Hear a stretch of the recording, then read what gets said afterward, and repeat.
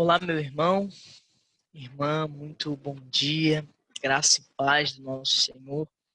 Nós gostaríamos nessa manhã de começarmos mais uma lição da nossa revista de EBD. Lembrando você que estamos estudando a revista O Comportamento do Crente, Princípios Bíblicos de Ética Cristã. Até que já caminhamos bastante coisa, quero lembrar você que já estamos na última lição. Estamos na lição de número 17. Portanto, esta é a última lição dessa revista sobre comportamento do crente, ética cristã. E nessa revista, nós vamos, nessa manhã, conversar no último assunto dessa revista, que é justamente a questão da ética cristã. E você pode acompanhar aí comigo o que o nosso slide, né, nos apresenta a ética da comunhão. E essa é a lição de número 17. Portanto, prossigamos. Passar o slide aqui. Tá aí. Portanto, nós vamos então começar pensando a respeito de ética cristã, mas a ética da comunhão. Nós precisamos entender que a questão da comunhão sempre foi algo muito valorizado pelo nosso Senhor Jesus. Fato é que desde o princípio, o objetivo do Senhor para com o ser humano era a comunhão. Comunhão esta que foi perdida, foi distanciado o relacionamento que o homem tinha com o seu Criador, justamente por ocasião da sua queda. Mas nós queremos pensar, e nós já tratamos disso de forma bem detalhada na série de alianças, de estudo sobre alianças, que houve uma aliança superior que foi no sangue de Cristo, que nos permitiu ser igreja. Portanto, esse início da revista, e eu peço que você acompanhe comigo, mais uma vez com a minha canetinha, que eu gostei pra caramba de usar, que a nossa revista vai falar de escatologia. Escatologia, então, se você não sabe, a revista também nos informa que escatologia é a doutrina que trata das últimas coisas. Portanto, escatologia nos refere a algo que está para acontecer, algo que vai acontecer de forma sobrenatural, e o livro de Apocalipse nos revela isso. Mas por que o autor fala de escatologia? Porque ele quer nos trazer essa ideia aqui. Eu já vou te mostrar. Ele quer nos dizer isso aqui, ó, que todas as coisas, isso é uma notícia que eu quero trazer a você desde já. Todas as coisas passarão. Coronavírus passará, em nome de Jesus.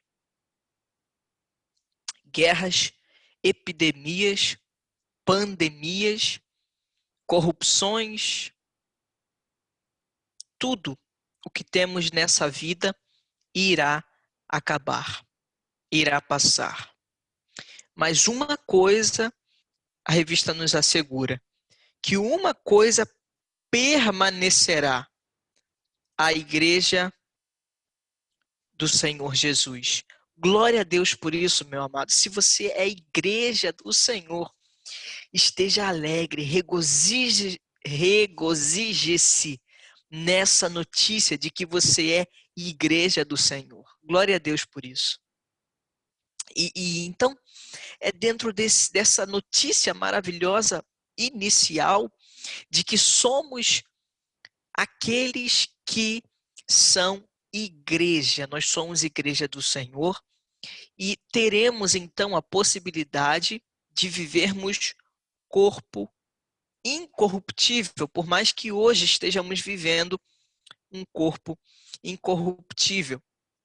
Nós viveremos esse corpo que não é corrompido pelo homem, pelo tempo, pelo pecado, porque estaremos em plena comunhão com o nosso Criador e por isso nós seremos plenos.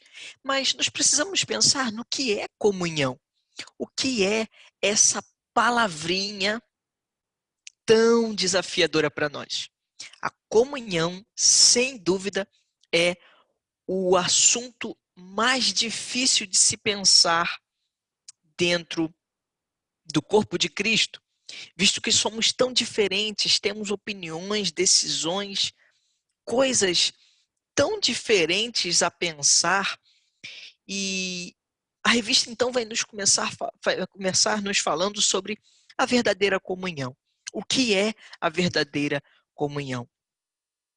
Porque nós precisamos entender que se existe uma verdadeira comunhão, isso pressupõe de que exista uma comunhão que é falsa. Não deu muito certo, eu ia escrever falsa aqui, mas não deu muito certo.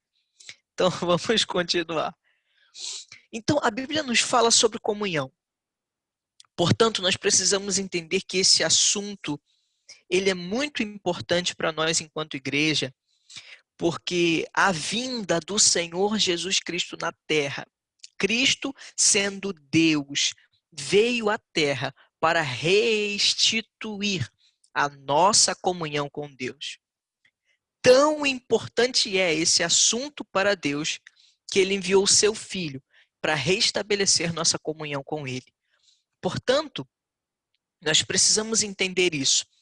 Mas nós precisamos pensar no que seria a comunhão. E nós podemos ver que a comunhão e essa definição, nós vamos ver aqui, é muito interessante essa definição dada aqui sobre o que significa comunhão, mas a ideia principal que a revista quer nos trazer é que às vezes a gente acha que comunhão é aquele bate-papo gostoso que a gente tem após o culto. Às vezes a gente acha que comunhão é passar um dia inteiro na casa de um irmão, é maravilhoso. É maravilhoso. E às vezes a gente acha que comunhão talvez seja apenas o momento que eu passo, às vezes, com o meu irmão, mas não é isso que a palavra do Senhor nos diz. O Senhor nos diz que a comunhão é algo mais profundo. E nós vamos então analisar algumas questões que essa definição, veja aqui comigo, que a revista vai nos trazer a definição. Eu vou passar, porque esse finalzinho aqui da definição, eu estou olhando para lá direto porque eu estou vendo a lição no computador de forma mais clara.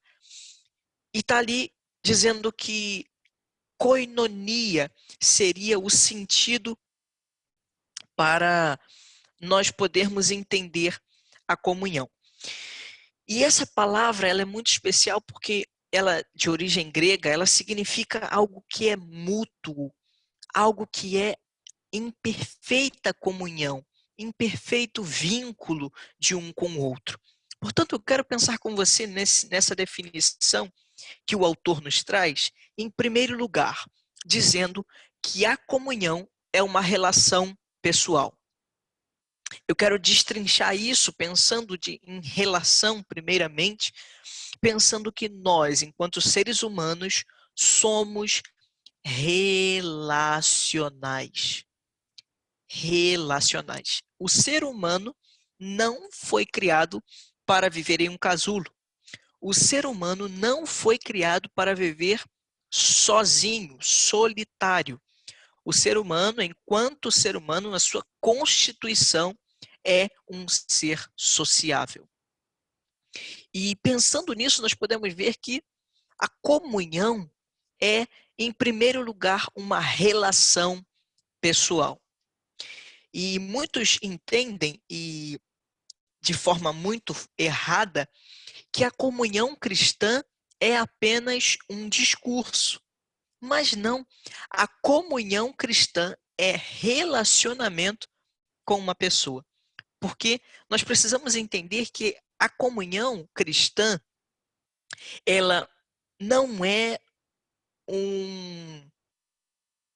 não é uma mágica, não é algo mágico que, enquanto igreja do Senhor, nós vamos amar de coração os nossos irmãos, que nós vamos todos os dias, durante 365 dias no ano, viver em perfeita paz e harmonia com os nossos irmãos. Isso é um discurso fantasioso, porque a comunhão requer, em primeiro lugar, relação.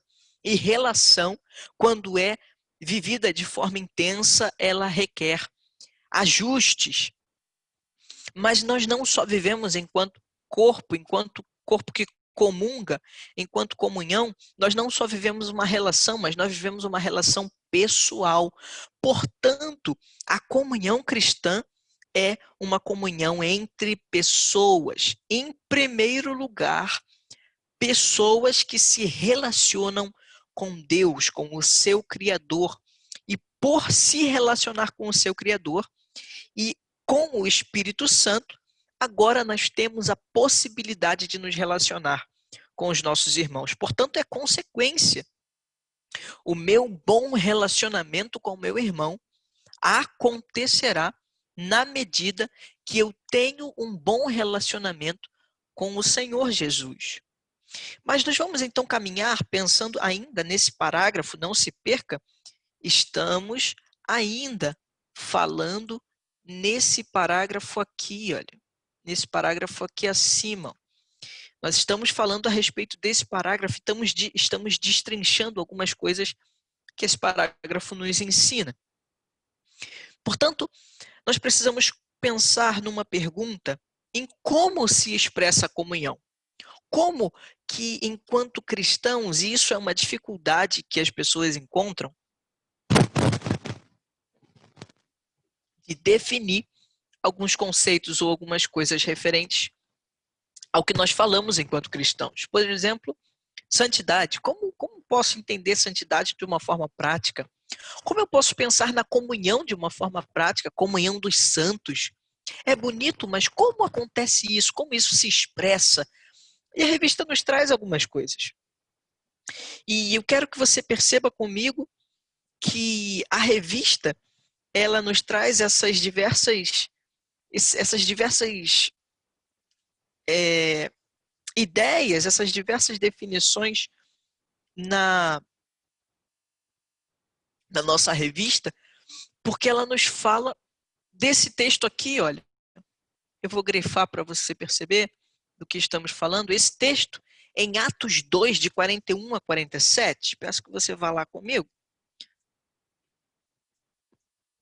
Peço perdão caso nós estejamos correndo, porque a revista é bem grande. Essa nossa revista de encerramento, para encerrar com chave de ouro, ela é bem extensa, então estamos correndo por isso. Atos 2, 41, ou melhor, de 42 a 47 diz: E perseveravam na doutrina dos apóstolos e na comunhão, no partir do pão e nas orações. Em cada alma havia temor. Em cada alma havia temor. E muitos prodígios e sinais eram feitos por intermédio dos apóstolos. Todos os que creram estavam juntos e tinham tudo em comum. Vendiam as suas propriedades e bens, distribuindo os produtos entre todos. E, à medida em que alguém tinha necessidade, diariamente perseveravam diariamente unânimes no templo, partiam o pão de casa em casa e tomavam as suas refeições com alegria e singeleza de coração, louvando a Deus e contando com a simpatia de todo o povo. Enquanto isso, acrescentava-lhe o Senhor dia a dia os que iam sendo salvos. Portanto, esse texto responde como devemos expressar a nossa comunhão. Portanto, precisamos entender que, em primeiro lugar, a palavra nos diz que eles compartilhavam os seus dons, ou melhor, os seus bens. Mas eu quero que você note que antes deles compartilharem os seus bens, eles perseveravam na doutrina e na comunhão. Note comigo que a palavra do Senhor fala doutrina e comunhão. Doutrina, teórico, comunhão, prático. A nossa comunhão sempre terá um fundamento que é, e nós vamos falar mais à frente sobre o fundamento da comunhão. A nossa fé, a nossa comunhão sempre tem um fundamento teórico para que isso seja desenvolvido na prática.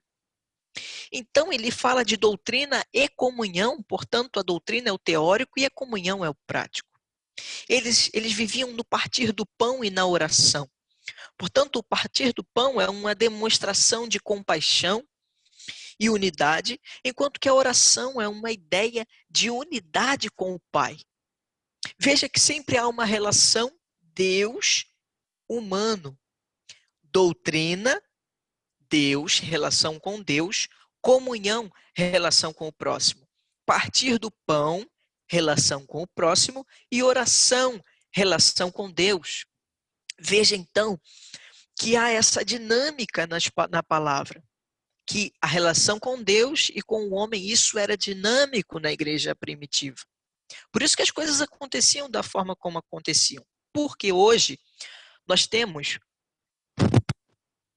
uma grande dificuldade de entender que tudo da nossa vida é sagrado. Porque se fazemos tudo para a glória de Deus, tudo na nossa vida tem um fundamento de adoração. Portanto, não existe vida sagrada e vida secular. Por isso que a igreja primitiva viveu da forma que viveu, porque eles entendiam essa realidade. Um outro aspecto desse texto é que eles tinham um temor individual. Cada um adorava de forma muito clara, de forma muito especial a Deus. O temor era individual. Mas veja que quando o temor é individual, a bênção é coletiva. Quando o temor é individual, o fruto é coletivo. Porque se eu tenho temor, eu vou me relacionar com o meu Deus, com o meu próximo, estabelecendo comunhão com Deus e com o próximo, e isso vai gerar fruto. Portanto, eis aqui o segredo: comunhão e temor. Primeiramente, individual com Deus, para que assim o Senhor manifeste os seus frutos. E veja que os que criam estavam juntos. Aqueles que criam estavam juntos. Irmão, se você está eventualmente ouvindo essa nossa palavra, essa nossa aula, você deve entender que os que creem devem estar juntos. Os que criam estavam juntos. Uma consequência de quem crê. Uma consequência de quem é servo do Senhor. Uma consequência de quem tem temor. Uma consequência de quem entende a doutrina. Uma consequência de quem ora é estar em comunhão. É estar junto com outro semelhante da fé.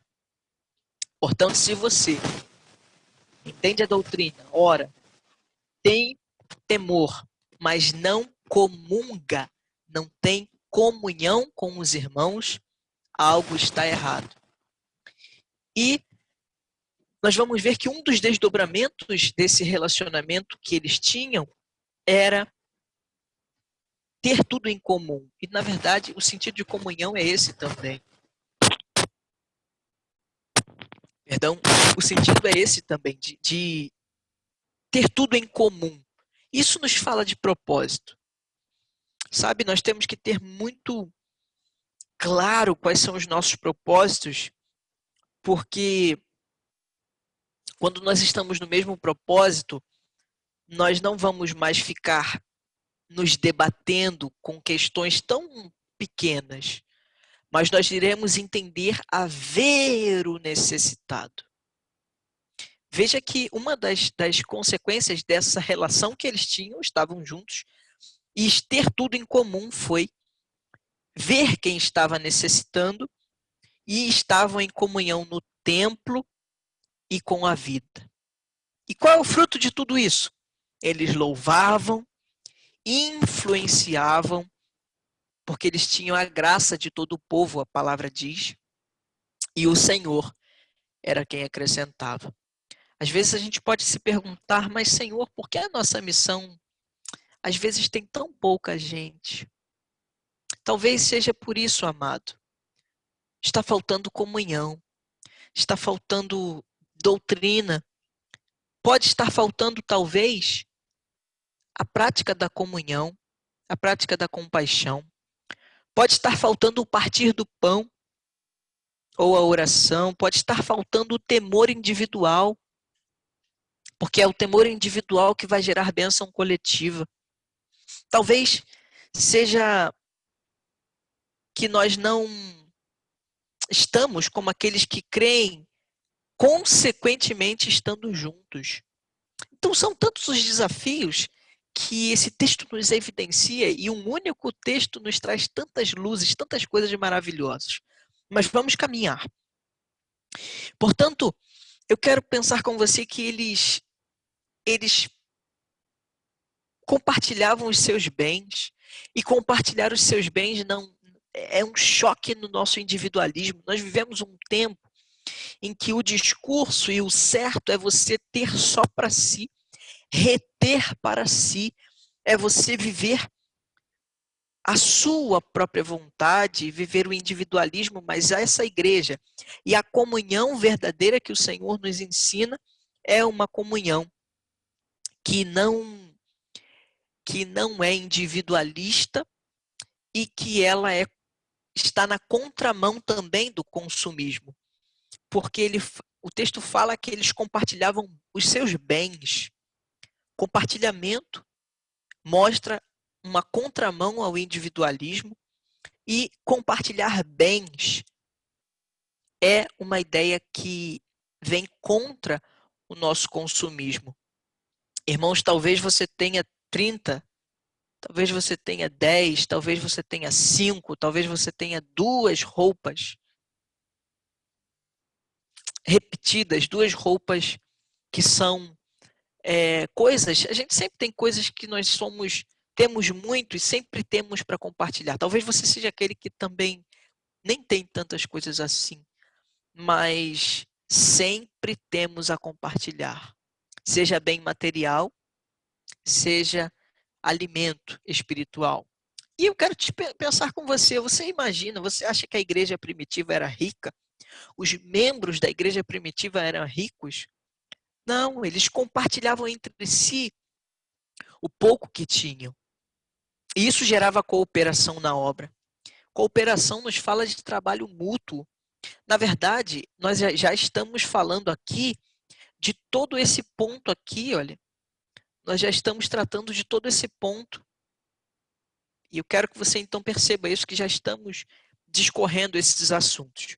Portanto, nos fala de trabalho mútuo, cooperação, trabalhando junto na obra. E às vezes é difícil nós entendermos que a obra não é nossa, a obra é de Cristo. Por isso que o final do texto em Atos 2 fala que é o Senhor acrescentava. Irmão, não pense que a obra é sua. Eu oro a Deus sempre para que Ele não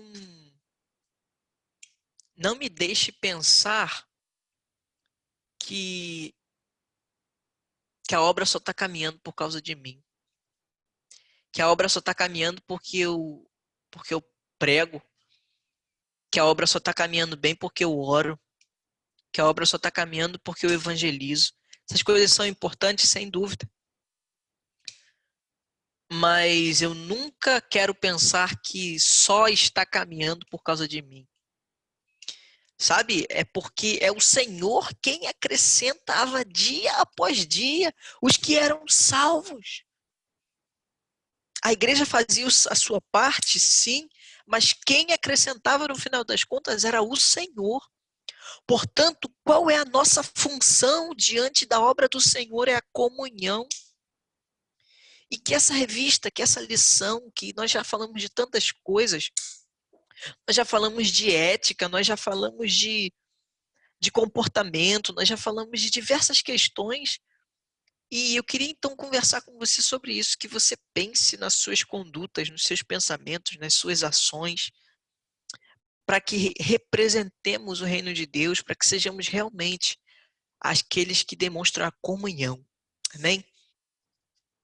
E nós vamos caminhar, a nossa lição vai falar, em segundo aspecto, o fundamento da comunhão. Qual é o fundamento da nossa comunhão?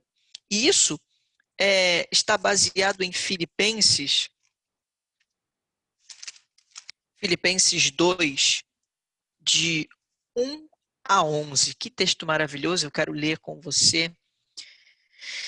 Diz assim: se há, pois, alguma exortação em Cristo, alguma consolação de amor, alguma comunhão do Espírito, se há entranhados afetos de misericórdia, completai a minha alegria, de modo que penseis a mesma coisa, tenhais o mesmo amor, sejais unidos de alma, tenham o mesmo sentimento.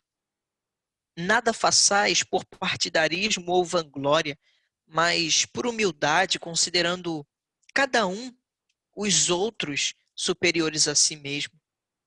Não tenha cada um em vista o seu próprio não tenha cada um em vista o que é propriamente seu, senão também cada qual o que é dos outros.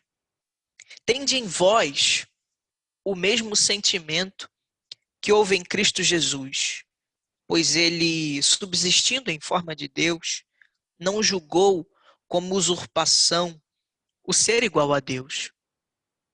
Antes, a si mesmo se esvaziou, assumindo a forma de servo, tornando-se semelhante de homens, e reconhecido em figura humana, a si mesmo se humilhou, tornando-se obediente até a morte e morte de cruz.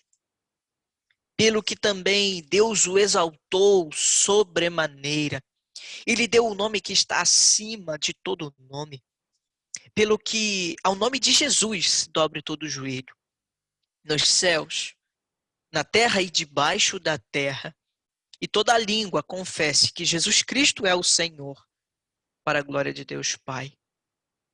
Portanto, esse texto que a revista nos trouxe é o texto que vai nos retratar sobre a comunhão, o fundamento da comunhão. Eu quero então conversar com você nesse segundo ponto sobre esse texto em específico, e nós vamos destacar algumas questões. Primeiro eu quero pensar com você do verso 1 ao verso de número 4, que o texto fala sobre essa exortação em amor. E o texto fala de ter o mesmo pensamento, o mesmo amor, o mesmo sentimento. Só que tudo isso sem partidarismo. Por outro lado, isso deve ser feito com humildade. Portanto, precisamos entender que esse mesmo pensamento não é uma ideia de que todos nós pensemos da mesma forma, sobre tudo. Mas, longe disso, é entender que quando nós temos um propósito e um alvo estabelecido, por mais que as minhas opiniões secundárias sejam diferentes, se nós estamos olhando para o mesmo lugar, essas opiniões por fora serão descartadas para que a visão principal permaneça. Essa é a ideia de ter o mesmo pensamento, é a unidade de pensamento em Cristo Jesus, Porque se nós fomos renovados e a nossa mente foi renovada pelo Espírito de Cristo, agora os nossos pensamentos não são nas coisas terrenas, mas nas coisas celestiais. E esse pensamento e essa humildade de abandonar talvez as minhas opiniões para que a vontade de Cristo no corpo permaneça e prevaleça, isso vai gerar amor. Por isso que o texto fala estar em mesmo amor. E o texto fala em estar em mesmo sentimento, sabe? E depois o texto vai falar sobre qual foi o sentimento de Cristo. E aí nós vamos ver quais foram, e essa pergunta nós vamos responder, qual foi o sentimento que houve em Cristo Jesus? Veja a profundidade da pergunta. Qual foi o sentimento de Cristo Jesus? E aí a palavra, o texto vai nos falar, já na segunda parte desse capítulo, que é a partir do verso de número 5, vai nos falar duas palavras difíceis. Ele vai falar assim: pois ele, subsistindo em forma de Deus, não julgou como usurpação o fato de ser igual a Deus. Que difícil, mas para que você entenda que subsistir é uma ideia de preservar identidade, de seguir sem que haja uma destruição. Portanto, esse subsistir é uma ideia de permanecer em um determinado caminho com a sua identidade intacta.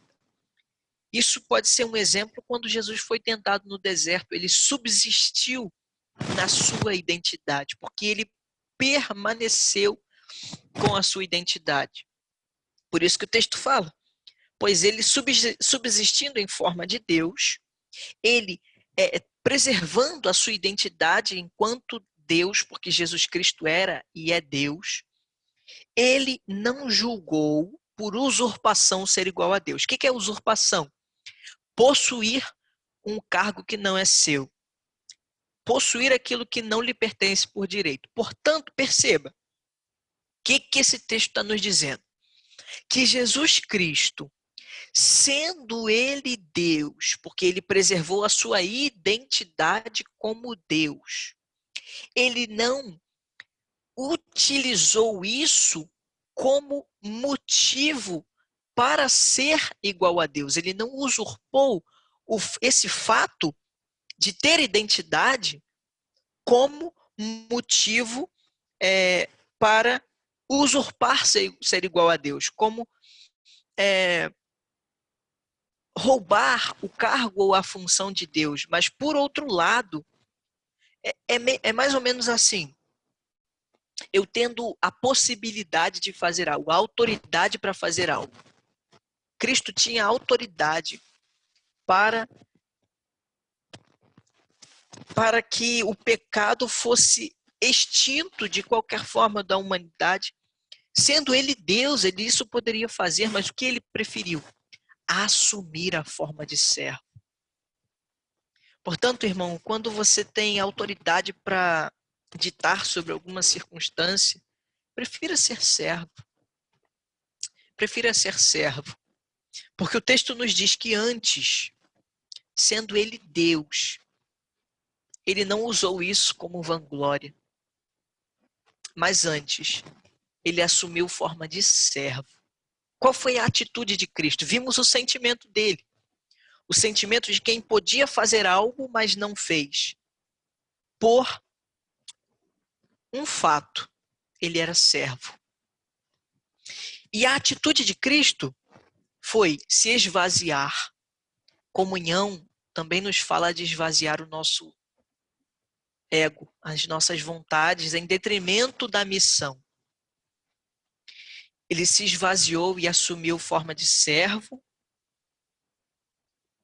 aparecendo à humanidade em forma de homem, sendo reconhecido em figura humana. Portanto, irmãos, Jesus Cristo sendo Deus, ele se tornou visível, ele se tornou reconhecível. E nós, às vezes, precisamos ser reconhecidos pelas pessoas ao nosso redor, não por conta da nossa dos nossos feitos, mas por conta da nossa identidade, por assumirmos a forma de servo. E ele não só se esvaziou e foi servo, mas ele também se humilhou, sendo obediente até a morte. Amado, a obediência pode te trazer até mesmo humilhação. Porque Cristo foi obediente e a recompensa da sua obediência foi humilhação. E humilhação é esta que o levou ao Calvário, morte. É muito difícil pensar isso. Nós estaríamos preparados para ser obediente a Cristo até a morte, como ele foi a Deus Pai? Que difícil pensar nisso. Mas isso é o desafio da comunhão.